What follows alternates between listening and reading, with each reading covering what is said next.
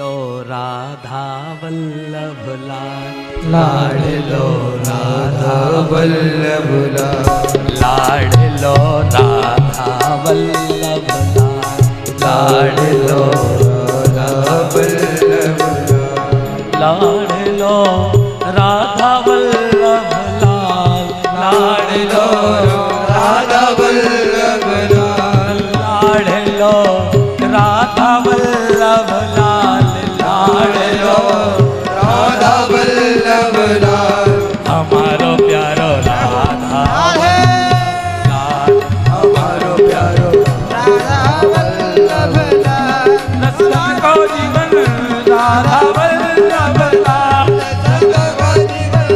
राधा वल्लभ लाल, प्राण धन राधा वल्लभ प्राण धन राधा वल्लभ लाल, जीवन धन राधा वल्लभ लाल, हमारो धन राधा वल्लभ लाल, राधा वल्लभ लाल, लाड लो राधा वल्लभ लाल,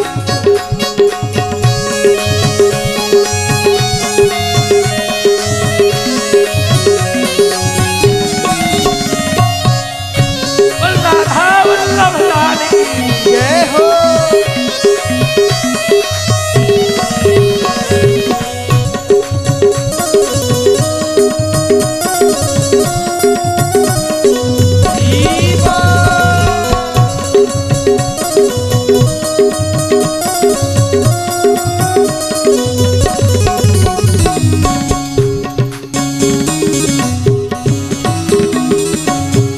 लाड लो राधा वल्लभ लाल, लाड लो राधा वल्लभ लाल, जीवन धन राधा वल्लभ लाल, जीवन धन राधा वल्लभ लाल, भक्तों का धन राधा वल्लभ लाल, भक्तों का धन राधा वल्लभ लाल, हित जू को प्यारो राधा वल्लभ लाल, हितजू को प्यारो राधा वल्लभ लाल, हमारो प्यारो राधा वल्लभ लाल, हमारो प्यारो राधा वल्लभ लाल, वृंदावन वालो राधा वल्लभ लाल, वृंदावन वालो राधा वल्लभ लाल, भक्तन को प्यारो राधा वल्लभ लाल, भक्तन को प्यारो राधा वल्लभ लाल,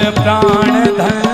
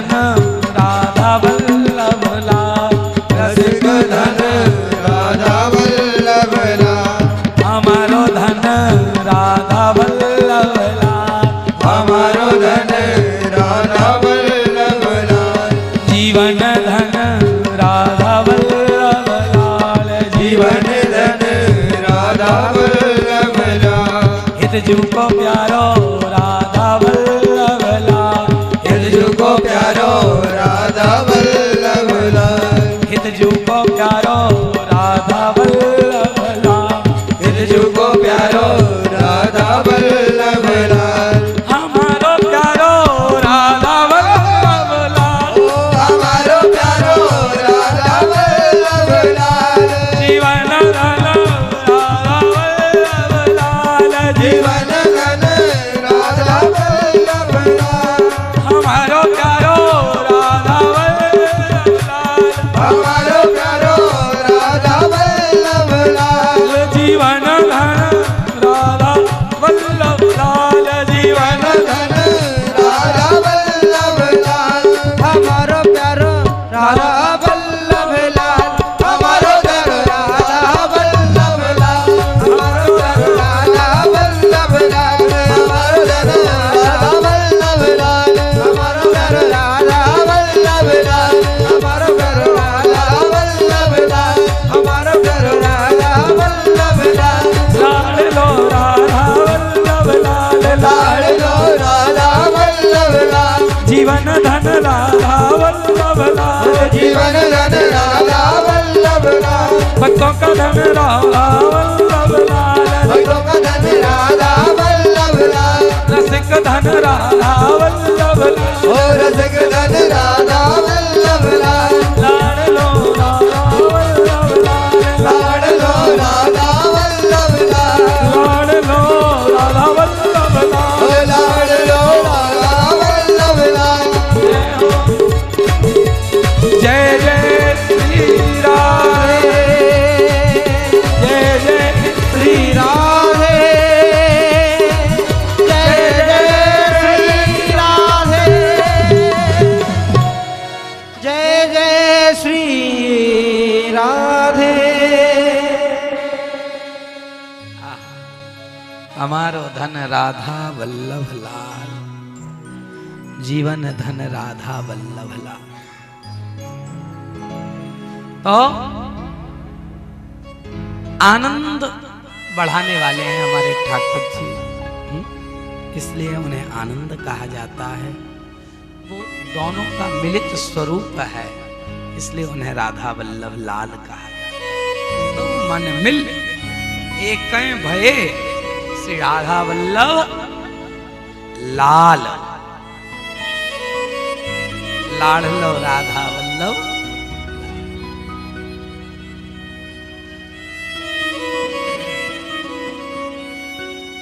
सुखदेव जी का वंदन किया दूसरे श्लोक में, यम प्रव्रजंतमनुपेतमपेत कृत्यम वही पायनो विरह कातर आजुहाव पुत्रेति तन्मयतया तरवो विनेदुस्तम सर्वभूत हृदयम मुनिमानतोस्मि।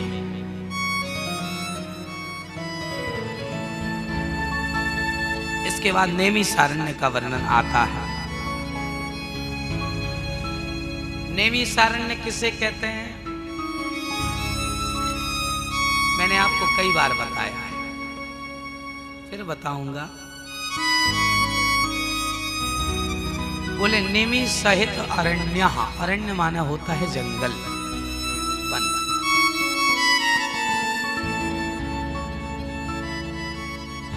जहां निमिष मात्र में, ध्यान रखना,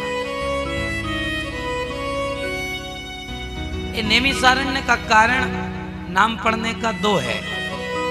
एक कारण तो है कि एक बार ऋषियों ने भगवान से पूछा कि हमारे कथा सुनने के लिए, पुराणों की विद्या ग्रहण करने के लिए स्थान बताओ। तो भगवान ने सुदर्शन चक्र जी को भेजा। आगे आगे सुदर्शन जी गए, पीछे पीछे ऋषि गए। और ऋषि जब गए तो महाराज वर्णन आता है, ये ऋषि जब गए तो उत्तर प्रदेश के सीतापुर डिस्ट्रिक्ट में एक अरण्य है, वन है। उस वन में जाकर के आज सुदर्शन चक्र की जो निमी है, जो धुरी है, जो कील है, वो जाकर के गिरी। निमी कहते हैं धुरी को, कील को, वो गिरी। जिस अरण्य में वो गिरी वहां कहते हैं गोमती का प्रादुर्भाव हुआ।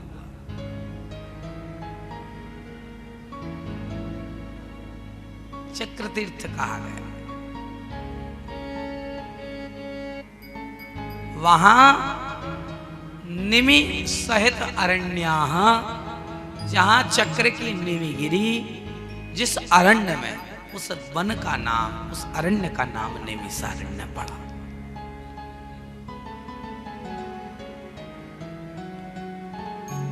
ऐसे श्री नेमिषारण्य में हम सब कुछ देर के लिए चलते हैं,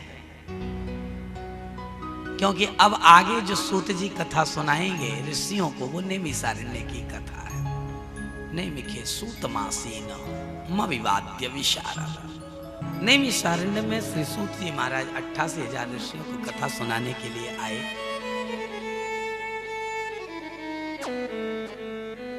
जब 88,000 संतों ने कथा के लिए वो बैठे, तो उन्हें कथा सुनाने के लिए 20 वर्ष के श्री सूत जी महाराज का आगमन हुआ। सूत जी की आयु केवल 20 वर्ष की, और जो संत बैठे उनकी आयु बहुत लंबी।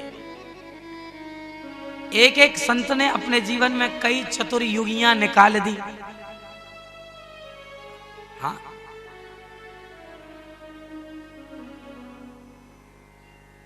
एक एक संत। लेकिन 20 वर्ष के श्री सूत जी को देख करके सब संत अपने स्थान पर खड़े हो गए, और खड़े होकर के उन्होंने श्री सूत जी का स्वागत किया। क्यों किया? सूत जी तो आयु में छोटे थे। सूत जी ने कहा भी कि हम तो छोटे हैं आयु में, फिर हमारा स्वागत क्यों?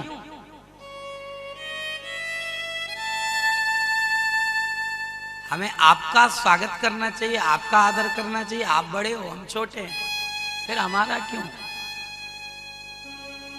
तो संतों ने बड़ी सुंदर बात कही कि धन वृद्धा बल वृद्धा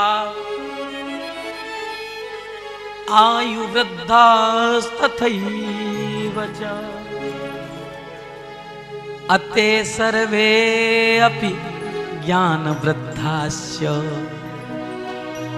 किंकिरा शिष्य किंकरा। धन वृद्धा बल वृद्धा, कोई धन में बड़ा होता है, कोई बल में बड़ा होता है। आयु वृद्धा तथैव च, कोई कोई आयु में बड़ा होता है। लेकिन ते सर्वे अपि ज्ञान वृद्धाश्च, जो ज्ञान में बड़ा होता है वो संसार में सबसे बड़ा होता है। सूत जी, हम आपको प्रणाम नहीं कर रहे हैं, हम आपका स्वागत नहीं कर रहे हैं। आपके अंदर जो ज्ञान है, आपका जो चरित्र है, हम आपके चरित्र और आपके ज्ञान का स्वागत कर रहे हैं, आपके पद का स्वागत कर रहे हैं। राधे राधे। तो नेमिषारण्य में श्री सूत जी का स्वागत किया बंदर। क्यों? क्योंकि वो ज्ञान में बड़े हैं। जो ज्ञान में बड़ा होता है वो सबसे बड़ा होता है।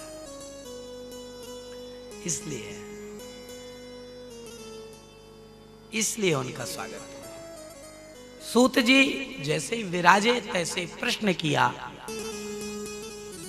कि ठाकुर जी से मिलने का मार्ग बता दो मुझे।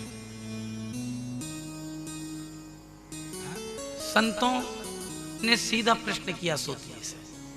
क्या प्रश्न किया, जरा ध्यान देना।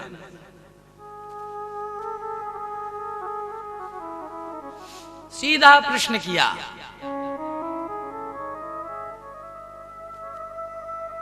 कृष्ण प्राप्ति कर्म सस्वत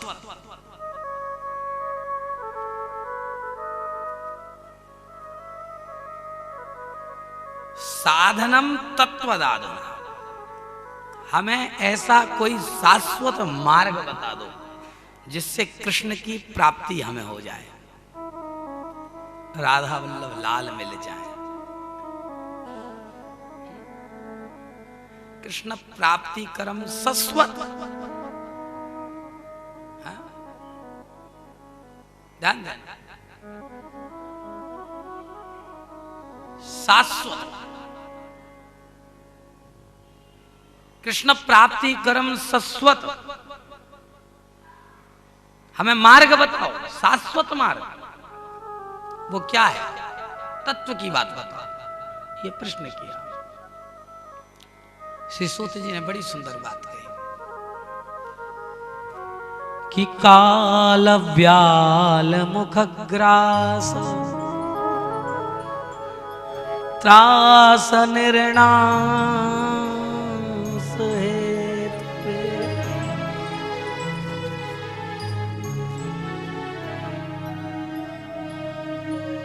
हम सब है ना काल रूपी अजगर के मुख में बैठे हैं।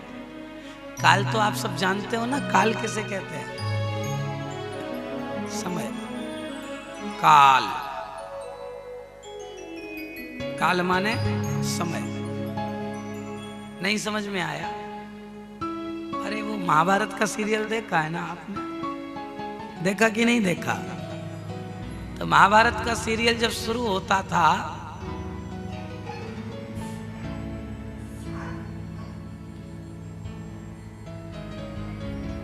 तो उस महाभारत के सीरियल के शुरू होने से पहले एक कोई व्यक्ति बैठा हुआ सा दिखाई देता था, गोल गोल चक्र घूमता था और धूम सी उठती थी और पीछे से आवाज आती थी, मैं काल हूं, संसार में जो कुछ घटित होता है उन सब का साक्षी केवल और केवल मैं समय हूं, काल। यहां भागवत जी में कहा गया काल रूपी अजगर के मुख में हम बैठे।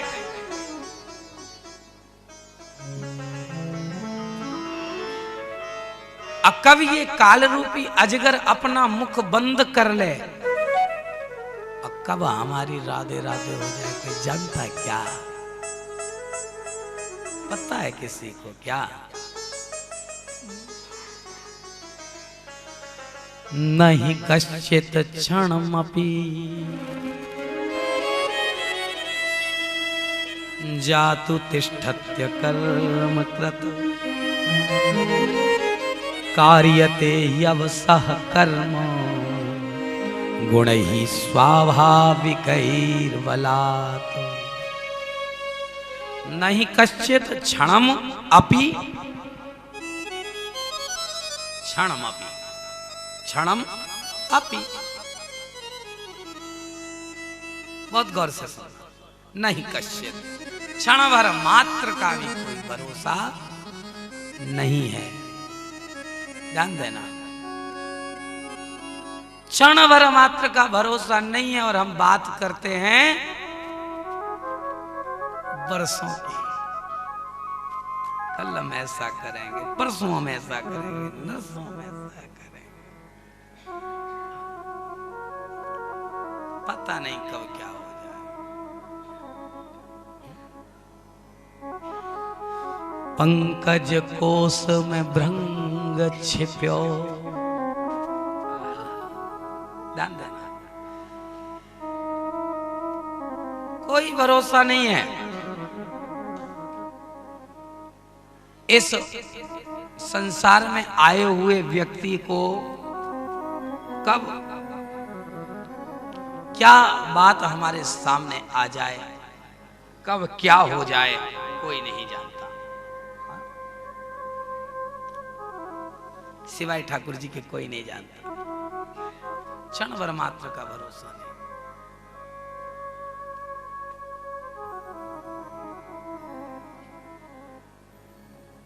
पंकज कोस में भृंग छिप्यो, कर तो मन में मन के मन सुवा। एक कमल के पुष्प पर भौरा बैठा हुआ था और वो भौरा बैठा हुआ था तो उस कमल के ऊपर बैठ कर के वो पान कर रहा था, पराग कण ले रहा था। तभी सूर्य अस्त हो गया और जो कमल था, जो पंकज था, वो सूर्य अस्त होते ही बंद हो गया। अरे वो भौरा उसके अंदर बंद हो गया, छिप गया।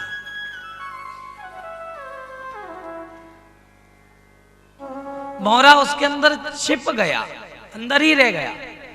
भौरे में इतनी ताकत होती है कि वो लकड़ी को भी भेद सकता है, सूखी लकड़ी को, लेकिन नहीं, उसको पुष्प से प्रेम होता है, इसलिए पुष्प नहीं भेदा उसने। तो क्या सोचने लगा, मन ही मन विचार करने लगा, मन सूबे बांधने लगा। क्या कि पंकज कोस में भृंग छिप्यो, कर तो मन में मन के मन सुवा। ओए गो प्रात उगेंगे दिवाकर, जाएंगे धाम पराग ले खूबा। जब वो छिप गया तो मन ही मन विचार करने लगा कि अब क्या करें। चलो कोई बात नहीं, पुष्प बंद हो गया। अब कल जब प्रातः काल होगी, सूर्य नारायण उगेंगे, दिवाकर उगेंगे,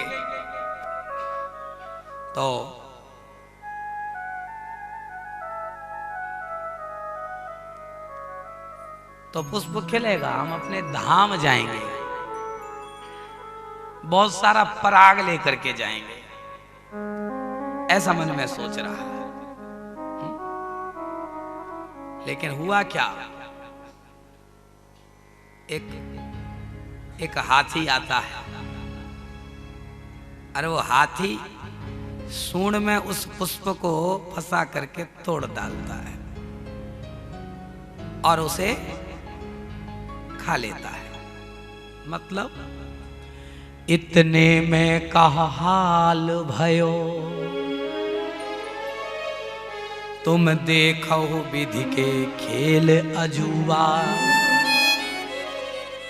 आए गयंद ने खाए लियो, रह गए मन के मन में मन सूबा। पंकज कोस में भृंग छिप्यो, कर तो मन के मन में मन सूबा। इसलिए नहीं कश्चित क्षणमपि जातु तिष्ठत्य कर्म कृत, कार्यते यवसा कर्म गुणै स्वाभाविकैर्बलात्।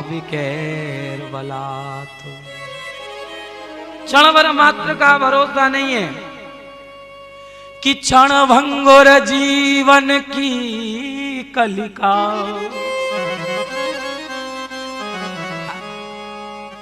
क्षण भंगुर जीवन की कलिका, कल प्रात को जान खिली ना खिली। अमलया गिर के सोच शीतल मंद सुगंध समीर चली ना चली। कलिकाल कुठार लिए फिरता तन नम्र सो चोट झिली न झिली। भजले हरि नाम हरि रसना कि तू अंत समय फिर हिली न हिली। कोई भरोसा नहीं इस जीवन का। इसलिए हमें हर समय ठाकुर जी के नाम को जपना चाहिए। ये सत्संग है ना, ये कभी कभी देवताओं के लिए भी दुर्लभ हो जाता है। कैसे? राजा परीक्षित को सुखदेव जी कथा सुना रहे थे, देवता पहुंचे,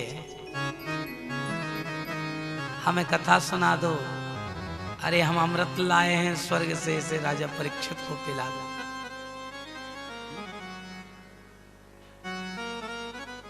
देवता आए अमृत का कलश लेकर के, राजा परीक्षित को पिला दो, इसे जरूरत है, हमें कथा सुना दो। सुखदेव जी ने विचार किया, अरे ये यदि खाली हाथ आते याचक बन करके तो मैं इन्हें कथा सुना देता, लेकिन ये तो कथा को अमृत के बदले में खरीदने आए हैं। फिर विचार किया, एवं विनमये जातो सुधाराज्ञा प्रपीयता प्रपास्यामो वयम सर्वे श्रीमद्भागवतामृतम्। विचार किया, विनिमय किया, क्या क्या सोचा कि क्व सुधा क्व कथा लोके क्व काचा क्व मणिर्महा ब्रह्म रातो विचारेवं तदा देवांजासुहा। वसुधा, कहाँ स्वर्ग का अमृत और कहाँ कथा रूपी अमृत। वह कथा लोके, वह काचा, वह मणिर्महान, कहाँ कांच का टुकड़ा और कहाँ बहुमूल्य मणि। इन दोनों की तुलना हो कैसे सकती है? विचार किया, नहीं, देवता कथा सुनने आते तो सुना देता, एक कथा खरीदने आए इसलिए नहीं सुनाऊंगा।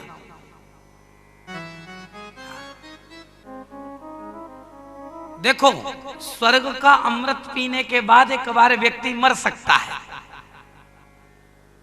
आप सोच रहे हो महाराज जी क्या कह रहे हैं? हाँ, मैं सही कह रहा हूं। स्वर्ग का अमृत पीने के बाद व्यक्ति एक बार मर सकता है, लेकिन भागवत रूपी कथामृत का जिसने पान कर लिया वो हमेशा हमेशा के लिए अमर हो जाया करता है। विचार चल रहा होगा आपके मन में भीतर ही भीतर, कैसा कैसे हो सकता है? हाँ, ऐसा हो सकता है। स्वर्ग का अमृत पीने के बाद व्यक्ति शरीर से तो नहीं मरेगा, लेकिन अमरता का अभिमान उसे अंदर, उसके अंतर मन को मार देगा